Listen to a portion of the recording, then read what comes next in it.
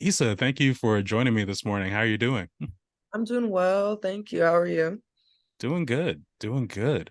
So, yeah, we usually like to start this by just setting the scene. Like, what years did you go through the Lake Oswego school district? Oh man, you're gonna ask me to go way back. I think my first year there was kindergarten, and then I graduated in 2019. So 2005 to 2019. I think that's right, 2005. Uh, Um, long time. yeah, and I'm curious, where was your family before Lake Oswego? Kind of all over. My family's in Virginia and has been in Virginia. And then my mom kind of split off from her mom, but we've been in Portland my whole life on my mom's side, but I kind of bounced back in between seeing my dad's family and looking, you know, staying with my mom, but I always lived with her during the school years. And I'm curious, what was it about LO that yeah, I guess made you decide, yeah, or made your mom decide, hey, we want to put you in these schools? I know with my family, it was like my mom works in education, and just they moved basically from the East Coast to Oregon, so they didn't really know anything about the landscape or anything. They just kind of like saw, hey, the schools have this great reputation. Let's go with there. But yeah, I'm curious, what was it in your case? It was basically the same. My mom was a single mom, raising my sister and I as a college student. So she had just gotten out of college and obviously wanted somewhere, like you said, with like the best schooling, had the best ratings and stuff. And she also wanted me to go somewhere that would give me the privilege of, um, I don't know, basically what Lake Ridge gives you when you graduate. That, like she knew that on the diploma. I think she had talked to some parents in the area too. And that had that like said that when their kids had graduated, they had all these, great opportunities. And she wanted to make sure that I had that, knowing that I was, you know, um, yeah, a single mom, I guess, struggling.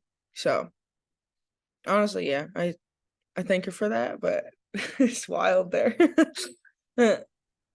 Yeah, yeah. I've again kind of similar experience as far as like I like how you mentioned just like how it looks, when you're like applying for colleges, you're applying for scholarships and all these things where because again, my mom worked in Portland public schools and was able to notice just like, you can get like there's definitely a vast difference in resources. I remember being part of a rites of passage program where most of the kids were based in PPS, so like they would do visitations to the students who weren't on like in service days. And I went to LOHS where like basically I think they remodeled the school my sophomore year, so this was like my freshman year. And even though students like came to the old building, they were still like remarking, "Oh my God, this is amazing. What is this?" And Right. never mind, like a year later, it got rebuilt into what basically looks like now like a college campus and whatnot. Damn mall out there. Yeah. So curious as far as like was there anywhere you went either in LO or I think for a lot of us it tends to be outside of LO, but where you were going for community, either just like for you yourself as a young person growing up or as a family out there? Yeah, it's kind of funny, but every time I got my hair braided, that was like my 3 month therapy session with everybody who looked like me and my family, man. Like I swear to God, I would be like excited to go get my hair done because my like it'd be a salon full of aunties, man. Like, and they love me. I love them. But that was basically it. I could not find um kind of like you said at the beginning, I could not find a community in like the Northeast or anywhere other than where they did my hair that that I could really like relate to or that they would even kind of like accept me as. Um I got a lot of hate, I think from I don't know, like white people from like an LO, and then I also got not the same at all from like people in Northeast just because I was in LO. And like I get it, like I did, but um it meant so that my community was basically the aunties that were doing my hair, which was great. They love them. They still do my hair. But it's just like that was really, I think, the only community I had, you know what I mean? Yeah, yeah. No, I definitely, I relate because I definitely I understand that feeling of just being, I just like not feeling welcome on either side for the most part, but then having, I'm always grateful for because I feel like sometimes I can focus on that, like, but then there's also, there's been those pockets, those communities where, or those spaces where I did have community, where I did have, like you said, like having those aunties, having that But therapy they, session to go to. yeah, Yeah, where it's just like, thank God, just in retrospect, for those moments where it's like, yeah, I am welcome, I am home here. And it's not, all the, there's this other stuff that's very real and distressing, but there's someplace. yeah, I'm curious as far as just like how that, just want to talk a little bit more as far as like just like navigating identity yeah, in not just like Lake Oswego, but in really because like Oregon just has one, just like a history of exclusion laws, and it bears out in population numbers now. But you just talk about being like Black and Indigenous, and you know, honestly, I feel like at a mainstream level, having conversations even about identity that goes beyond just like Black and white still feels fairly, thank you. seems weird to say new, but like it Yeah, really does. for real. I don't think when you talk about mixed people, like in the like Black community, of notice, or even in any community, people they immediately like think Black and white, you know what I mean? And I think that with a lot of people, I'm not gonna say everybody, but I think that that's really what I was drove into like a corner because LO people at like every stage of my life, elementary, middle, high school, would want me to choose. You know what I mean? And I was never like enough in terms of identity. And then I mean the level of like they made sure I knew it. You know what I mean? Like it was crazy too, because it ended up kind of damaging me. I like straightened my hair, I relaxed my hair, I begged my mom to like perm my hair straight. And she, after like, years of saying I'll never do that, did it because I was like at the like in a really scary place mentally. And it was stupid, like over my hair, because people were, you know, grabbing it and like cutting it with scissors during school and stuff. And like I don't know, other things, like they would put like bugs in my hair. And then like, cause I have like afro hair, shit just hangs in there. You know what I mean? And so like I would have to find them later, or people put like forks in my hair and I have to find them. So I told her, I was like sobbing. I was like, people are, cutting my hair, people are, putting shit in my hair, mom. Like, and she decided to straighten it. And it's like she then fell to that too, you know what I mean? Like she then fell to the people in my life also making it like horrible to be Black. You know what I mean? Never. She was anthropology culture major. Like she was so hard on being like yourself. You are beautiful, But once you heard that, it just hurt us both so bad. And it ruined my hair. I mean, now it's like growing back healthy, but for years it was, fucking straight and dry. And honestly, like I'm going into it a lot. But my point is like it ruined me. I changed myself physically. I tried to light my skin, nasty shit. But at the beginning of my senior year or freshman year, I think I realized like I had to like slow down on that, you know what I mean? And like kind of realize, but that was hard. Like it was finding identity. before then, and realizing that it was okay to have curly hair, and that the people putting shit in my hair was their problem. And like all of that traumatic shit, you know what I mean, wasn't on me. And then that's when I was like, I really need to embrace myself again. And so I let my hair grow. I started wearing braids and just let it be. But it took years, man, like years to actually like who I was. Cause you know how it was, right? Like, oh, you look better with your hair straight. Oh, your skin looks so light or, pretty when it, you know what I mean? It's just like weird anti-black shit stuff. Sorry. It bothered me so much. And I didn't realize that the problem was them. So big identity exploration. I'm still on, honestly, still going on that. But yeah, sorry, that was a lot. Oh no. It's all. I said we're trying to have very real conversations about our experiences here. So yeah, don't worry. We can curse here. It's all good. Um, to that point, kind of with the just made me kind of just think about the day to days. And again, like you talk about graduating in 2019, I graduated in 2007. Recurring theme in these interviews is just like all the things are just like just so eerily similar experiences. Like I didn't have uh being a black man is a little bit different, but Yeah. like even just still like having people just the casual invasion of your space literally it, I cannot tell you just like how many times people just like playing, just literally just like playing with my hair, like I did not. No. No one asked you to do this. No one.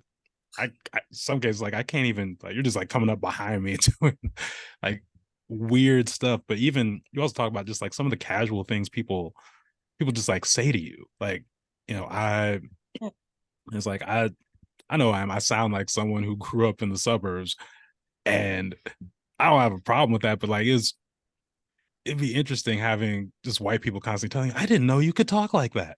Wow. I was like, Thank you. Sorry. yeah. Yeah. Weird. Like, why? Commenting on that. Like, sorry. Oh no, but it's just like people, it's also interesting because, oftentimes with this, it gets framed. It's just like, oh, people are just joking, oh, they're just being kids with this stuff. And like, again, you're talking about just these traumatic, objectively on any scale, this is unacceptable behavior. Like you cutting other kids' hair, putting Right? bugs in there. Like again, no one would stand for that.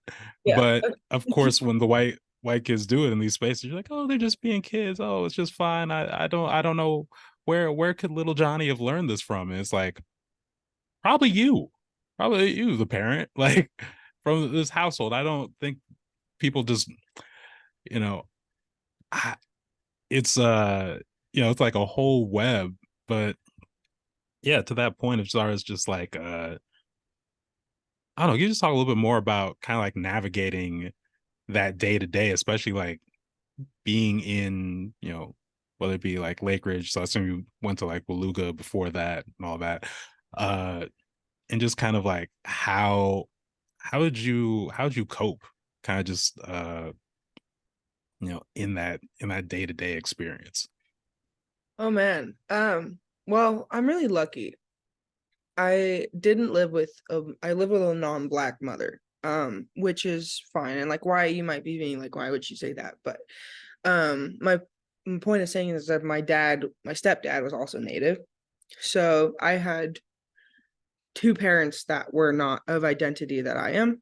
Well, kind of, I'm indigenous, so they understand a half of it. But like, um, my dad was not in the picture for a while and still isn't. But I know my family, like my aunties, my cousins, you know what I mean.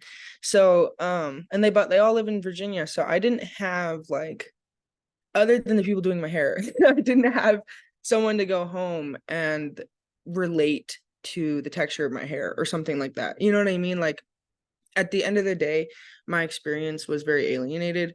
But that, you know, then again, my mother and my stepdad are very educated, and they're very um being indigenous, like understanding in a way also, you know what I mean, because they've been through their own stuff. Like my stepdad is literally like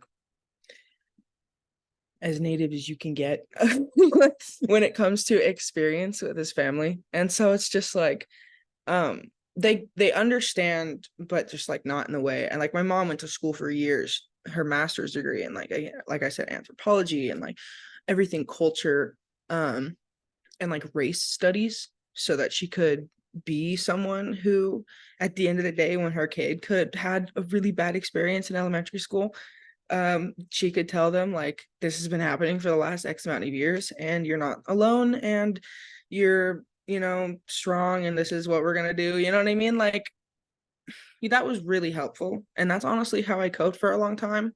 But it got rough. But like I definitely would give it to my parents and my older sister for sure. I think every time somebody was gonna say shit to me, my sister was gonna be on it. And like um I just found like such security in them at the end of the day, because I knew like the things that I was being met with wasn't because of me. Like I said, like I'm not the reason this is happening to me, the way I look, like it sure felt like that sometimes. And I did wish, like, sadly, at times I was a white blonde girl, which is just insane to me right now because I'm like, fuck no, what? Like, but like, I was really like, in that place, you know what I mean? Like, when everyone in your bubble's making you feel like that, you wish some awful stuff. So yeah, I think I give all of my family, honestly, my brothers, like everybody, because I think my brothers were also in that too. They were native, so they don't have like natural hair or anything like that. But they're just like, they got the same stuff from the white kids when you have like brown skin. You know what I mean? So it's just like, I think that I was like less alone than I thought, and realizing that now. You know what I mean? And they really, really helped me to like navigate, honestly. Yeah, yeah. And again, you talk about graduating in 2019. I think with Lake Oswego, in terms of, I'm not gonna say, I think there's still work to be done as far as like really taking anti-racism seriously, but even like acknowledging it, it feels like it was something that didn't really pick up in a real way until, I want to say, like about 2015, 2016. No, LO for Love hosted basically like a rally or a counter rally, because the guy who ran, the white supremacist computer store downtown for a while, was it Yeah. something the geek that used to be there for years and years and years. And he finally, he held a basically like a Trump rally at George Rogers Park. And also, Knights, white supremacists, Nazis came out to that. And then LO for Love hosted a counter rally that was kind of like a moment. And a little bit after, Respond to Racism kind of came together. And you noticed a lot of the institutions, specifically the school district and the city, really kind of pumping up, the we're taking anti-racism seriously now efforts. But also, I think there's always like a difference between the stories we tell to the rest of the world versus like what's happening on the ground. So I always come back to the schools, and I'm curious, like, there's a lot of people who are not there on the ground who are going to talk about, you know, everything that happened post that time. But I'm curious, as far as from a student in that space, specifically when it comes to teachers, other adult figures, authority figures at Lake Ridge specifically, like, one, if you have examples of just you have like examples of supportive like teachers or figures, and then on the flip side, I guess, do you have any memories of like particularly harmful things that have been done by people in these positions of power? You Oh can man. start with either. Yeah.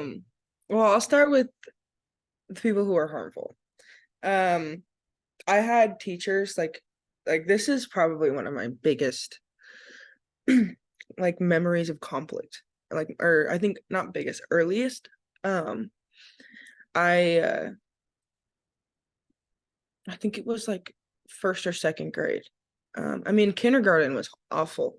I don't want to like name any teacher names, but their names and faces are like seared into my memory for life, because of just the things that were done.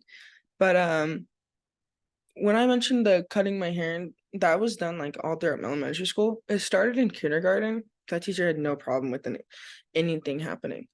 Anyway, that's the first blip. But like my early like biggest memory is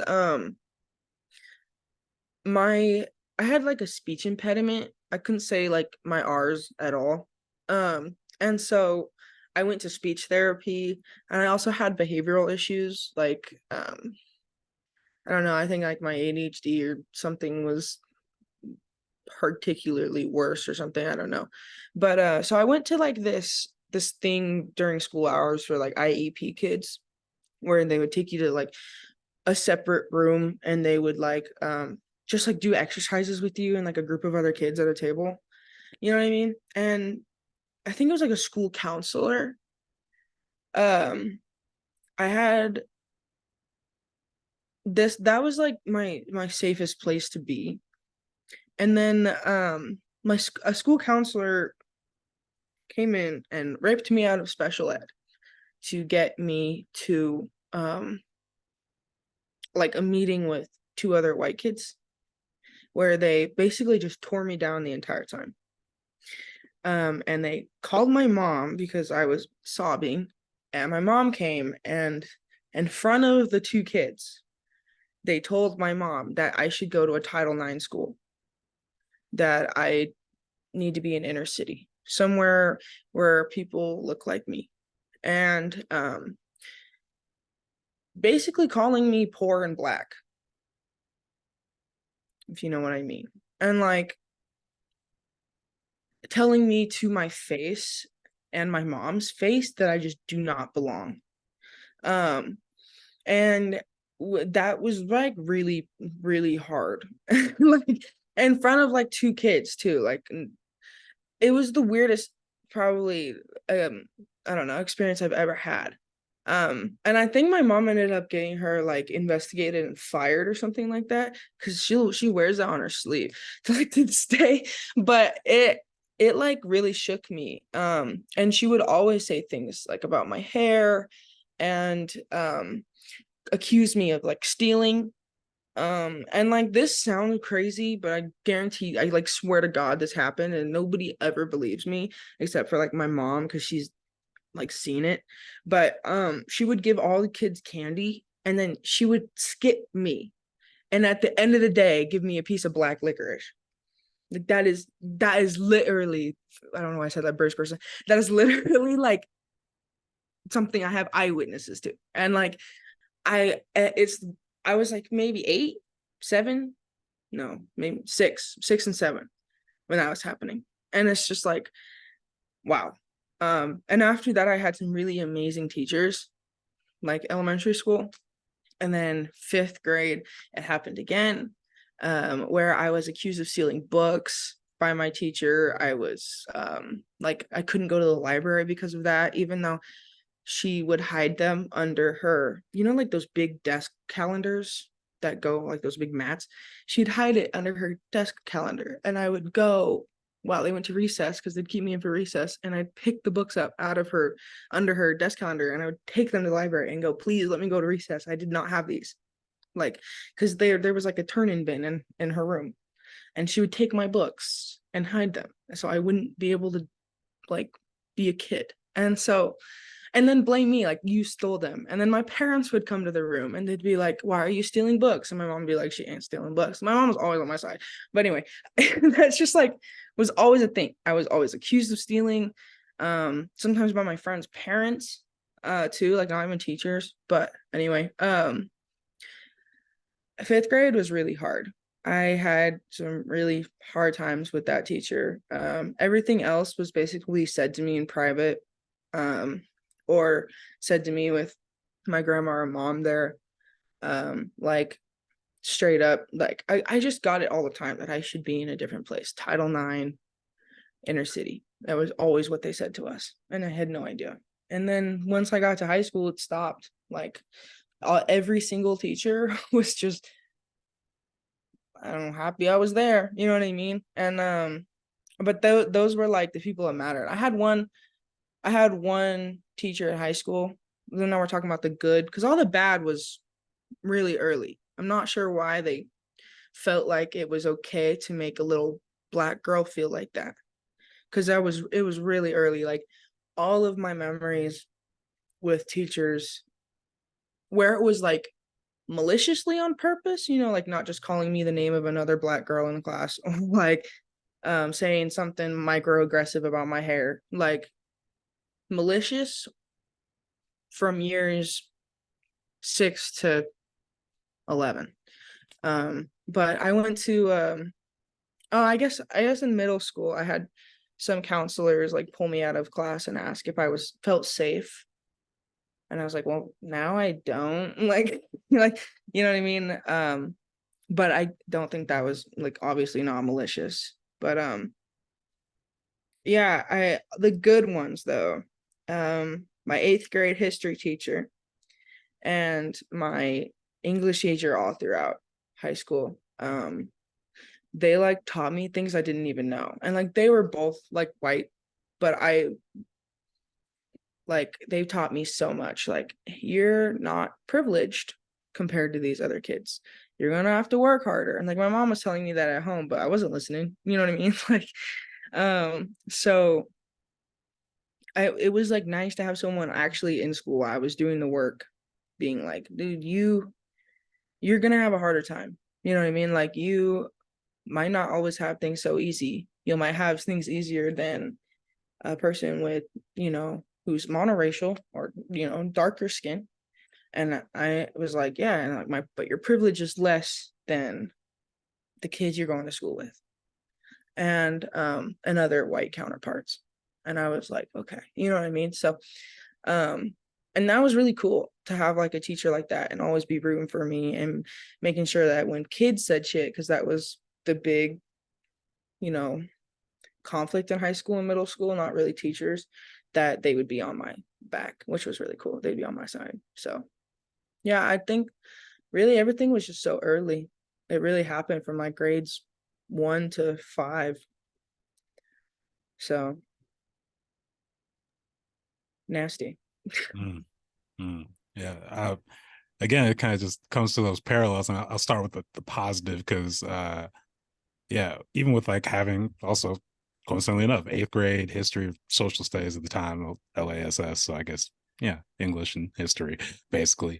But yeah, and shout her out because she's still there, Alicia Cochran, who still does great work with the students now. But yeah, it was my eighth grade teacher and embraced, you know, especially because I feel like that was at a time where I was really coming into like my own embrace of culture and history and exploring it in assignments. And, you know, I'm just always grateful that I had a teacher who was actually like supporting me and, you know, on that. But then the flip side, I think about when you talk about, especially how some of these teachers feel empowered to be that malicious to young, like you said, you're talking about being 6, 7, 8 years old. You know, when I was in kindergarten, there was 2 children of color in the class. It was myself, student Mohammed, who was exchange student from Saudi Arabia. Hey, And I always remember when we were doing, because we're learning to read that year. And she, Mrs. Becker, I'll make sure to say her name on this, she would separate us out from the rest of the students and basically have us go play with blocks in the corner while she's yeah, teaching the kids to read. And, you know, fast forward to, you know, the big reading night where everyone gets up there, you know, all the parents are there and we get to read and say, like, yay, look at the students and their progress. And I was functionally illiterate during that. And, you know, I talk about that with my mom to this day. She gets so mad, and yeah, rightfully so. But it's just like malicious stuff like that you do.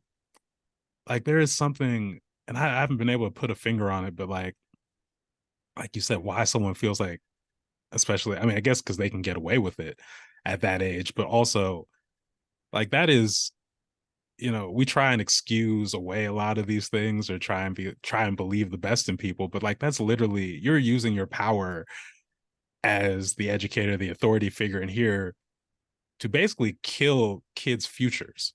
Yeah.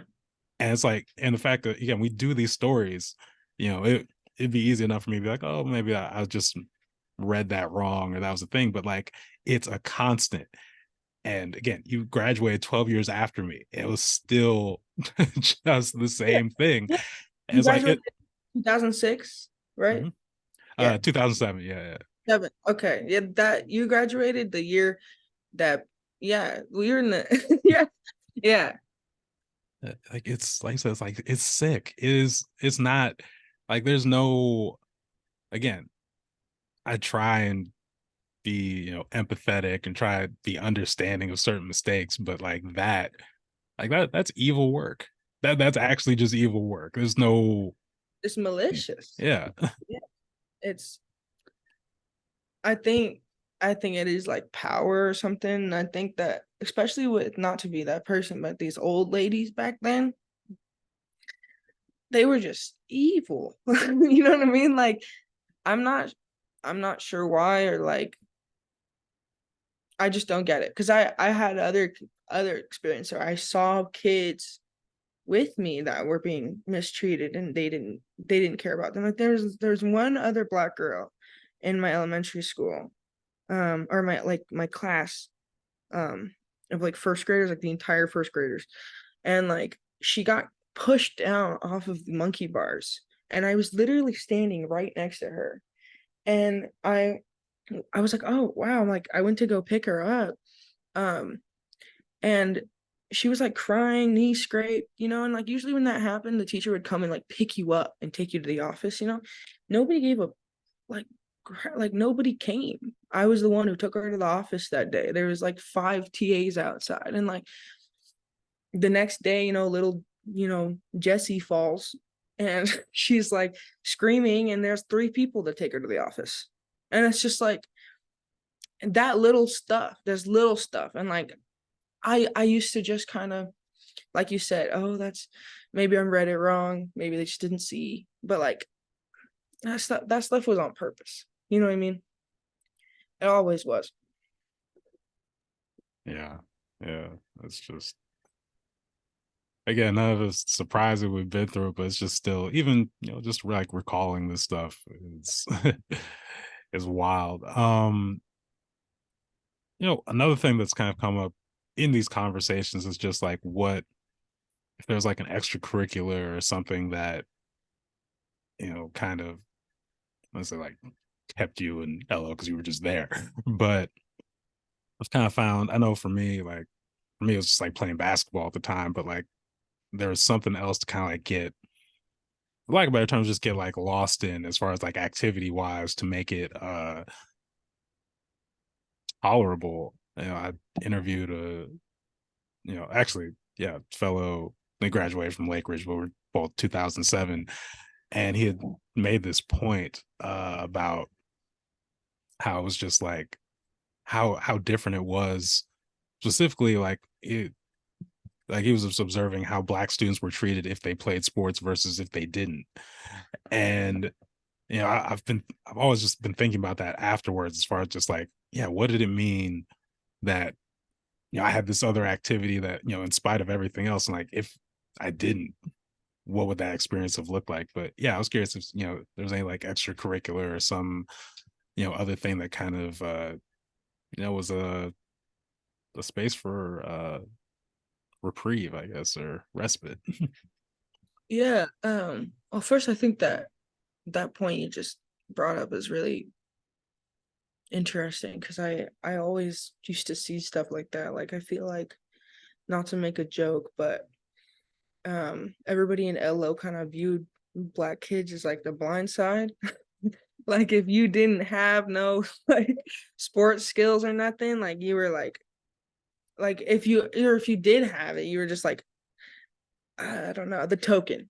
Do you know what I mean? Um anyway, I just saw that so much. But to answer your question, I played I did a bunch of sports. mainly soccer and basketball. I love basketball. I played basketball for the school for like years. Um, and soccer too. I honestly thought I was going to end up doing one of them professionally. We all do, I guess. But I it was, I don't know, I think I poured so much of my time into soccer though. Like 15 years. Um so I think really like every single emotion I had went into my ball. Like not to be dramatic.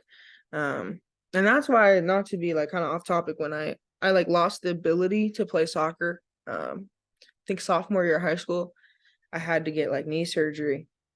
And it like it crushed me, bro. Like I seriously, I was so depressed. But I after like that, I think I put it into a lot of like I helped out with track a lot and I did track. But it kind of changed. Honestly, that just so much sports really, like anything active that I could do. I threw javelin, I did hurdles. I tried hurdles. More like did javelin. But like I don't know, soccer, basketball, I did dance too. I did dance for like 10 years. Like I just anything, really anything with movement. I just loved. I also played the cello. The orchestra was some of the most welcoming kids and teacher that I've ever had. They were always so sweet. Um, and I don't know, just like so much. I was just like I was a straight. I hated like school, but the cello and all the sports was just it gave me life, honestly. Yeah, I feel that. It's funny you talk about being we all have those aspirations of like we're gonna go pro. There was some assignment, I think in like seventh grade, where the teacher has just like, you know, basically kind of like map out what we want for our future. I always remember writing, it's like I'm gonna be 6'8", I'm gonna be in the NBA, all Yeah, this stuff. right. And then because circumstance, the cruel irony of that is that my teammate in basketball is actually Kevin Love, who was 6'8", went to the NBA, and was all those things. And Ouch. yeah, hey, I'll tell you this, it's interesting, like watching like someone who's really like that, just as like, a basketball player, basketball fan, I can't say anything about his game. Like he's, Yeah. he's a real deal. But yeah, it's just like you said, like just having those, I got good grades and everything, but I did not enjoy school. I did not enjoy those classroom experiences. Uh, just even just the time in between at Yeah. all. So yeah, it's that similar thing of just like immersing yourself in these things, even just like almost feeling like overexerting yourself in some of these spaces, just as like you said, like getting all that energy, all that angst, all the stuff you're dealing with just out in those moments. Like, and you think back later, and it's like, yeah, maybe that did have something to do with why I was like playing that hard and that Yeah. reckless, you know. I can't. No, go ahead. I'm sorry. No, you're good. It's like why I can't no more. Mm, It's like all that emotion. So yeah, I think activities were it for us. mm. Yeah. So on well, fast forward up to today, and do you feel like that LO experience shaped one, just like how you move today in life, but then also specifically uh how you move in your career?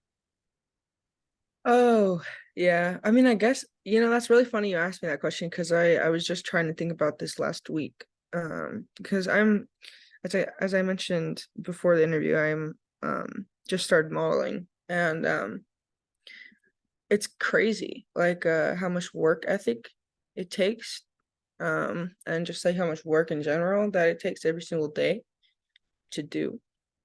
Not just like the work that you have to do to be a model, but like the work on yourself, you know what I mean? Um, so I don't know. I've been trying to figure that out, to be honest with you, because I think Lake Oswego, they did give me something in terms of like I'm in school too, right? I know how to like totally crush a unit on like a college fucking, course. You know what I mean? Like it's they taught us well. I will say that. Like I'm grateful for the way they taught us how to do school and like to how to move through life with like problem solving, I guess. I do think though that a lot of the pressure they put on like high schoolers in general, like at LO and at Lake Ridge, is a little bit absurd. Um, but we're so well prepared. I will say that.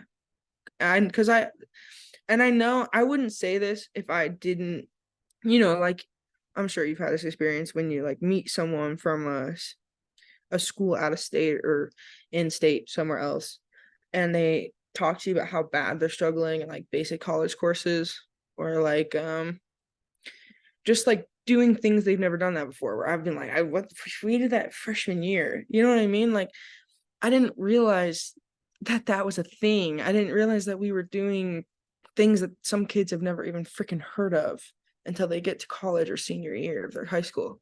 So it's just like I really do.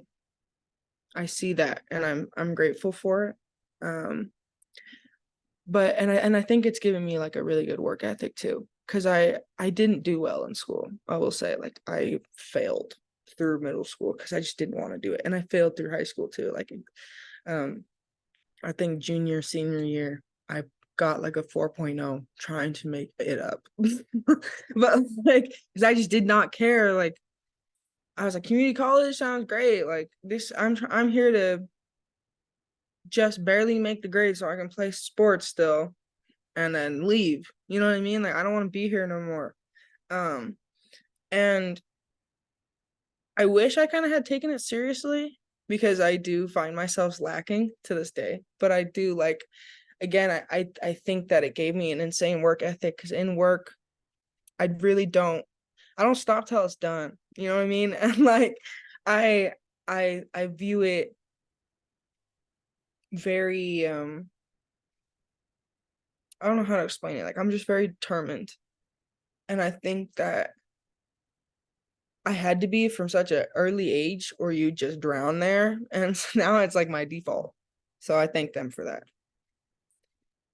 Sorry, that took me a Hmm. while to say. Oh, no, no problem at all. I think it's, it's interesting once you get out of LO, you go into different communities, you make friends, build connections with like different people, and just like you said, it's certain things such as just like what we do academically or what you're kind of exposed to academically, you get more perspective on like, okay, yeah, I was prepared in this area, or it's interesting to watch just like how we as people kind of like complement each other with our different experiences and whatnot. So there's certain like academic stuff I've definitely realized, okay, I was more prepared for this. Or even when you're talking about anti-racism, like, yeah, there's some weird, just weird white people stuff that I have a little bit more experience with than some of my other friends. But on the flip side, it's a lot of life stuff, a lot of like, you know, if you're talking with someone who's like actually counted on like they weren't just getting a part-time job in high school just to get it. Like their family was actually counting on them for that money. They have a different perspective and different experience that, you know, I need moving through life. Yeah. And it's just like we all kind of like bring this all together, uh, as we build community. So I want to kind of leave this off, and Issa, thank you again for the time today, but I'd like to get a little bit of advice, insight specifically. And we've talked about some of these things throughout the interview, but one, just being not that far removed from high school and thinking about like some of the people you've interacted with, whether it be teachers, other people in these like equity workspaces. And I'm not sure if you have any like advice, insights you could give to people, including myself, who are trying to like do this not just like better, but like in a way that's more directly responsive to the needs of students, to the needs of students of color in particular in LO? Honestly, I think that and I think that I mean I think that y'all do this pretty good because I've talked to Max and like stuff like that, but I think my biggest thing is that a lot of organizations that focus on like POC forget the mixed experience. And I mean that for everybody. I mean that if you're like any type of mixed, you know what I mean? Like any and like especially if you're have a black experience, you know what I mean? Because like being mixed and just in general is the most confusing thing. I would say in not like to have as an identity. And like I know other people don't feel this way. Like I don't think, you know, my some of my siblings have never felt this way, but every person I talked to that grew up during the years that like, you know, like earlier, because like my younger sister, she's like 10 and she doesn't give a crap about her identity. She's just here to live life. By the time I was 10, I was like, what am I? Like two people can be two things at once. Like what? You know what I mean? And I think that was because I was going to school with people who were like, you know, you need to choose, what are you? What are you? But like I do think that it's just it's a confusing identity because you don't feel like you're accepted anywhere. I don't really have that problem anymore. Like I will surround myself with black people and I feel just at home. You know what I mean? But I see a lot of my friends that, you know, some of them are like Mexican and Japanese and they don't fit anywhere. But at least they don't feel like they do. And it's just like, or people with black experiences where they feel like they're, you know, friends that are white and black that feel like um they're too white for black people and they're too black for white people or whatever. Like I I don't know. I think that it's a conflicting, confusing identity. And I feel like y'all do this pretty good, like I said, but I just feel like some people forget to include those experiences and forget to think that they're valid. Because at the end of the day, mixed people are having experiences that I won't say, you know, like I, you know, mentioned before, the privilege levels are different, right? Like someone who is mixed will have more privilege than someone who is not, but they'll have less privilege than someone who is white. You know what I mean? So it's just like at the end of the day though, everyone's experiences are so valid. And I feel like um to be black and mixed is something that has so much like what is it called, just like weird, I don't know how to explain it. I feel like we were more raised under like the one drop rule, like our family was. Do you know what I mean? Yeah. And it's just like I feel like it just doesn't like that shouldn't like I'm trying you know what I'm trying to say. I think that just makes people should be more valid in their experiences because at the end of the day, no matter how mixed of something you are, like you guarantee unless you're, you know, white appearing, have had a experience that puts a bad taste on your tongue. And everybody gets to like that's just valid in any walk of life. You know what I mean? So I feel like that's forgotten about. Yeah, yeah, yeah. And the other side of that insight is, do you have any just like words of wisdom or again advice, insight, you know, for students of color currently in LO, kind of just, you know, going through it?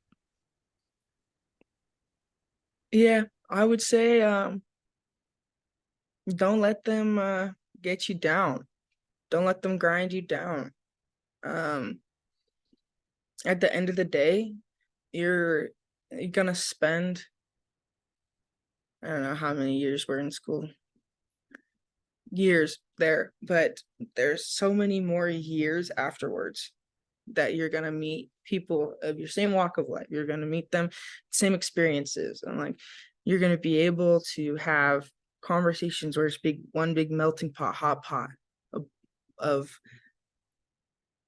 relatability. You know what I mean? Like whether it's where you go to school, whether you're just gonna take a vacation somewhere, like you're gonna find people who will have the same experience with you. And I will say one word of advice is that I see a lot of people stay in LO, and I see a lot of people like um I mean, like obviously do what everybody wants, but like get out of your bubble, get out of the bubble, because whether or not you think that you're not in the bubble because you're brown skinned, you're educated, like you see the world for beyond what it is.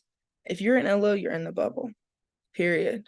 You gotta step out for like summer abroad or something. I don't know. Do something, because at the end of the day, there's so many people beyond the line of LO, obviously. And sometimes you can feel like your world is in a tiny little neighborhood when it's so big. It's so big, and there's so much to see, so many people to talk to. So just get out. Honestly, just get out, um, and find people. Yeah, that's great advice. Yeah, Issa, thank you so much again for taking the time and going through a lot of some very tough experiences to relive. But I appreciate you sharing that with myself, with our audience. So again, thank you, and hopefully you enjoy the rest of your day. Yeah, thank you so much for having me.